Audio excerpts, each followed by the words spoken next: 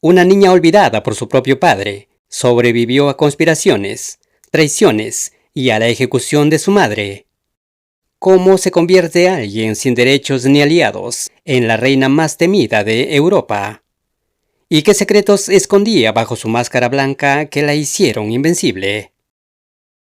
Este es un recorrido por uno de los secretos más intrigantes de la historia. Suscríbete y activa la campanita para no perderte nuestras próximas publicaciones. Ahora, prepárate para sumergirte en los detalles que lo hacen tan fascinante. La historia la recuerda como una mujer de porcelana, envuelta en perlas y encajes, con una mirada gélida que dominó a los hombres más poderosos de su tiempo. La llaman la Reina Virgen, la monarca que prefirió casarse con su nación antes que entregar su voluntad a un marido. Pero detrás de la máscara blanca de maquillaje y las pelucas pelirrojas, se escondía una superviviente que aprendió a leer las intenciones de sus enemigos antes de que estos siquiera hablaran. Una niña que había sobrevivido a traiciones, muertes y conspiraciones, destinada a cambiarlo todo. Pronto, cada decisión, cada mirada y cada palabra se convertirían en leyenda. El 7 de septiembre de 1533, en el Palacio de Greenwich, los preparativos para el nacimiento del esperado heredero varón de Enrique VIII se detuvieron abruptamente, y la algarabía se transformó en una decepción inmediata. El bebé era una niña. Para Enrique, el nacimiento de Isabel fue un fracaso político y personal. Para su madre, Ana Bolena, fue el inicio de su sentencia de muerte. A los 2 años y medio, el mundo de Isabel se desmoronó. Su madre fue decapitada bajo cargos de traición y adulterio, y ella fue declarada bastarda por su propio padre.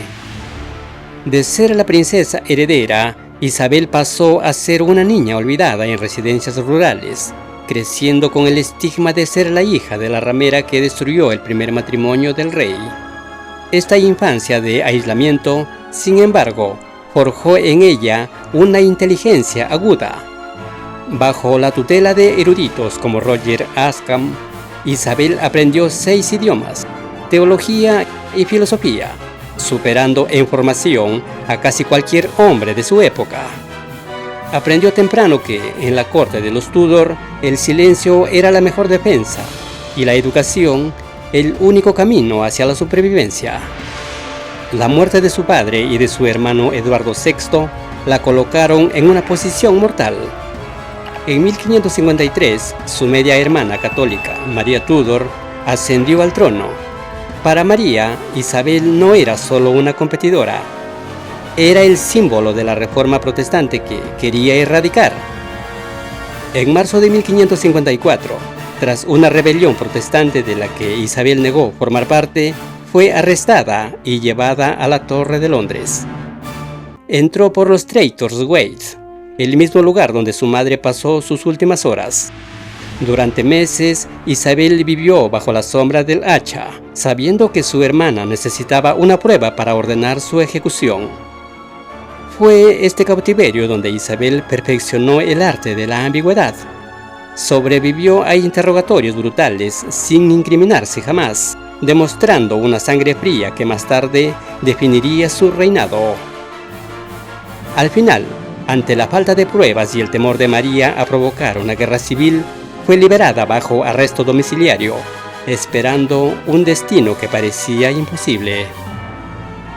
El 17 de noviembre de 1558, mientras Isabel leía bajo un roble de Hatfield House, recibió la noticia: María había muerto.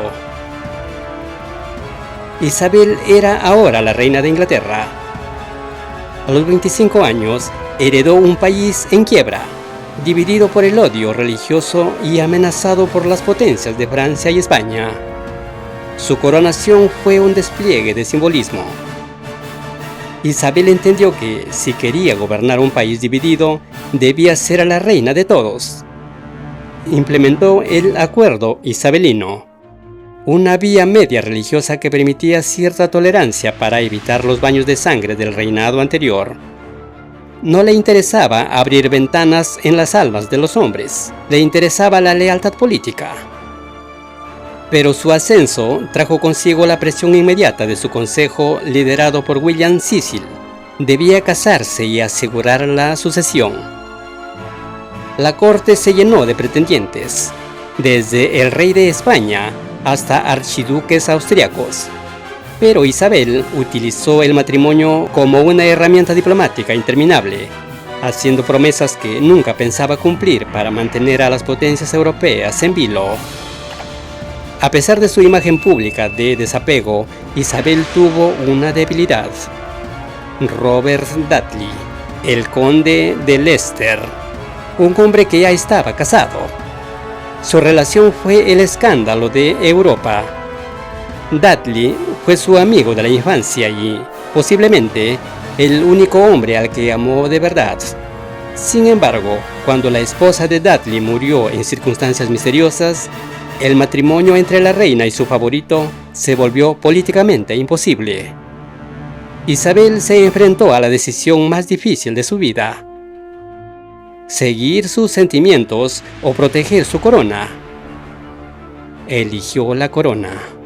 Fue en este periodo cuando empezó a consolidarse el mito de la Reina Virgen, una construcción política y propagandística diseñada para elevar su figura. Al declarar que estaba casada con el reino de Inglaterra, eliminó la posibilidad que un marido extranjero controlara el país.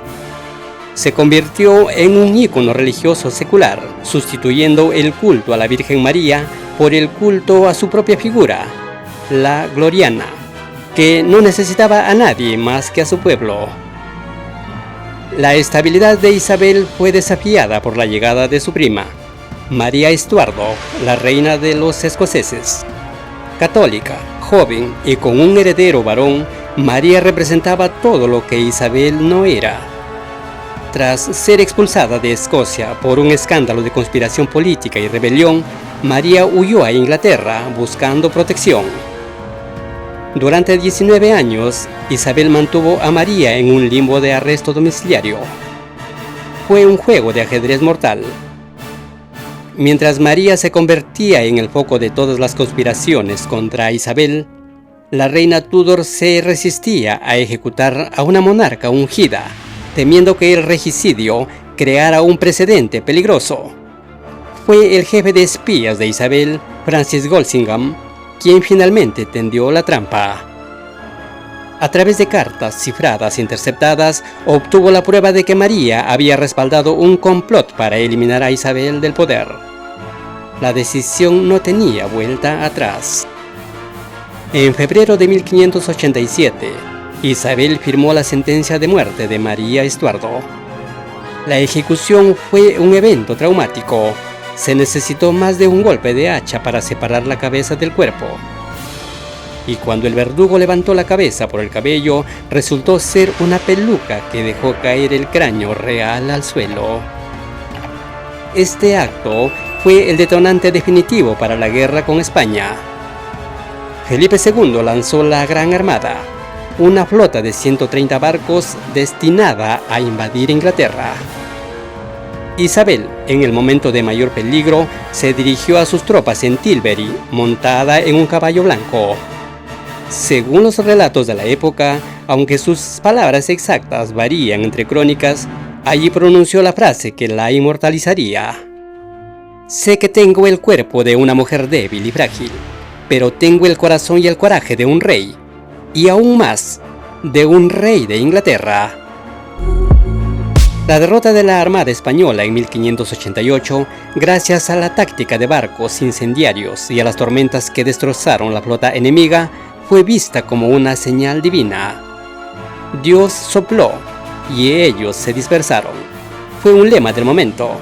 Inglaterra se consolidó como una potencia marítima y comenzó la verdadera Edad de Oro. Bajo el patrocinio de Isabel, florecieron las artes como nunca antes. Era la época de William Shakespeare, de exploradores como Francis Drake y Walter Raleigh que trajeron oro de las Américas. Isabel gobernó con una mezcla de carisma y rigor, manteniendo a su corte en una competencia constante por su favor, Pero el paso del tiempo fue implacable. Con la muerte de sus consejeros más leales y de Robert Dudley, la reina se volvió cada vez más aislada, ocultando su envejecimiento tras capas de plomo blanco y pelucas elaboradas. En marzo de 1603, en el Palacio de Richmond, Isabel I murió a los 69 años. Se negó a acostarse en su cama durante días, permaneciendo de pie o sobre cojines, temiendo que si se acostaba no volvería a levantarse. En su lecho de muerte, finalmente señaló como sucesor a Jacobo VI de Escocia, el hijo de la mujer que ella misma había ejecutado. Fue la última ironía de su reinado. Con ella murió la dinastía Tudor, pero dejó un país transformado. Isabel no fue una víctima de las circunstancias. Fue la arquitecta de su propia leyenda.